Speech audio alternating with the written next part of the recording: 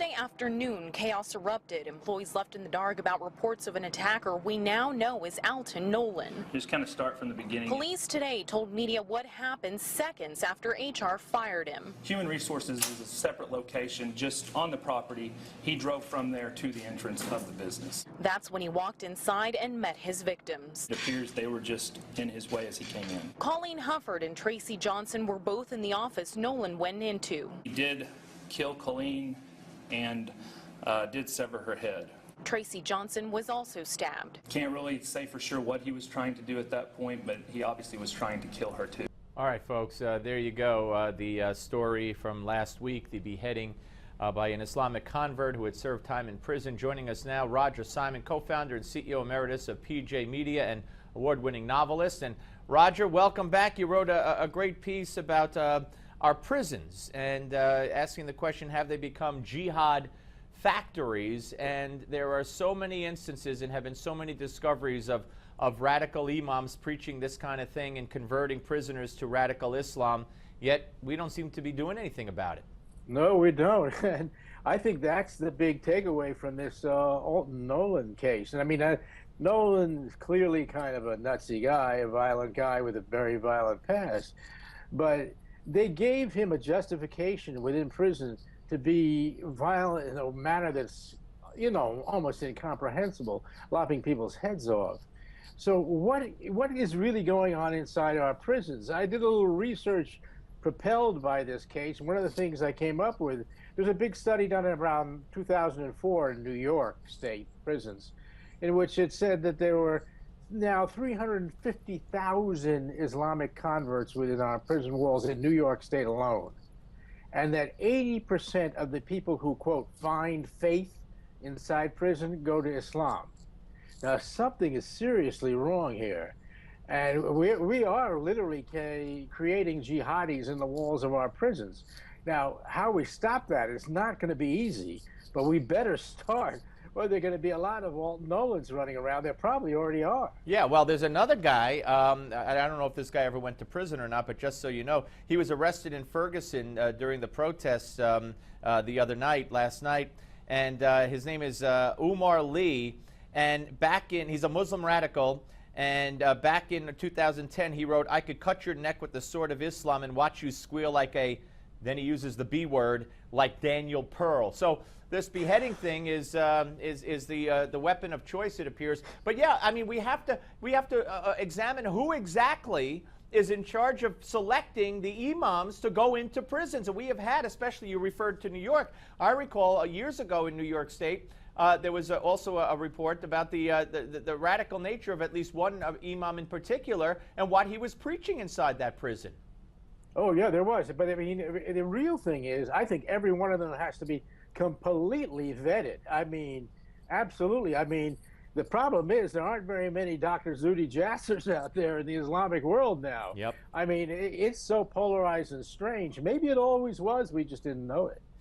But it's pretty bad, and in the end, it's just a matter of self-defense. It absolutely is, and if they contend, another outrage is they classified this as workplace violence, which is the same thing, by the way, they still call the Fort Hood shooting. They still say that was workplace violence. A great mythological term. I mean, what does it even mean, workplace violence? Well, I guess that, they might as well say postal, because it was all based on the rash of postal workers at one point, going into and shooting the place up. But that was for no reason. That's because they freaked out. This is seems to be religiously motivated. Oh, yeah, I mean, the Major Hassan case, he was in correspondence with Al-Awlaki, the very man that Obama himself took out with a drone. Well, let me throw this. What kind of hypocrisy is that? Now, let me throw this into the mix, Roger. A piece in the LA Times today talking about how before he goes out the door, Eric Holder is going to order all federal law enforcement agencies, he's going to forbid them from using profiling. That means they can't go into religious institutions. They can't profile based on religion, ethnicity, or sexuality. That means Islamic, Muslim, whatever. I mean, this is suicide. A, it's suicide. B, it's a lie. But C, the biggest racist of all is Eric Holder. Eric Holder is worse than Jesse Jackson or Al Sharpton, because he does it all upscale, whereas those guys are just like parodies out of a 1930s novel. But Holder is just evil. Yeah. And what he is doing is wreaking vengeance on American society, and it's just despicable, and it's sick. Listen, Roger, it's always great to talk to you, sir. Appreciate you coming on. Let you have it that time. Yeah, all right. PJmedia.com. You can check out the last piece, the great piece by Roger Simon, Have Our Prisons Become Jihad Factories. All right, folks, so we're going to come back. Lots more ahead. The Malzberg panel will join us again to talk about all that and more. But first, in 1978, President Jimmy Carter signed an agreement calling for peace between Egypt and Israel.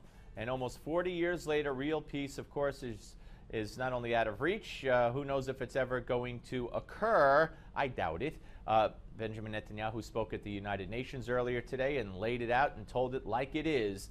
This hour's American Moment takes a look back at the drafting and the signing of that initial peace treaty.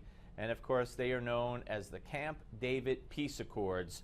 So let's all sit back and watch.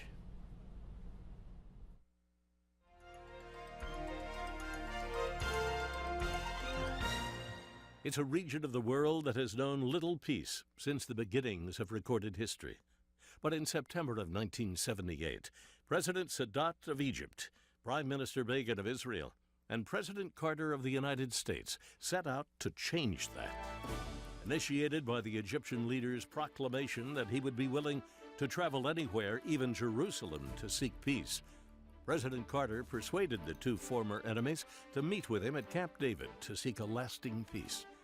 On the 17th of September, 1978, the Camp David Accords were signed, returning the Sinai to Egypt and creating a framework by which Palestinians could have autonomous and self-governing control over the West Bank and Gaza.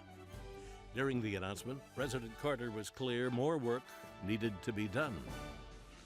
The questions that have brought warfare and bitterness to the Middle East for the last 30 years will not be settled overnight. In 1978, President Anwar Sadat and Prime Minister Menachem Begin were awarded the Nobel Peace Prize. Jimmy Carter's Nobel Prize would come later in 2002 for his decades of work seeking solutions to international conflicts. You're watching An American Moment on Newsmax TV.